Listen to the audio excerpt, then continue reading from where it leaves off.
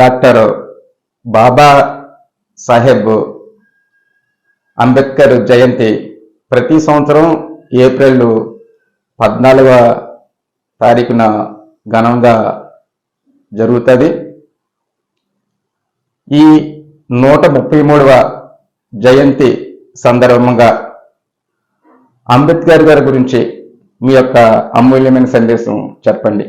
Doctor BR Ambedkar గారు కేవలం నిమ్న వర్గీయులకి కాకుండా భారతదేశంలో ఉండే అందరి ప్రజలకి ఆయన ఆదర్శప్రాయుడు.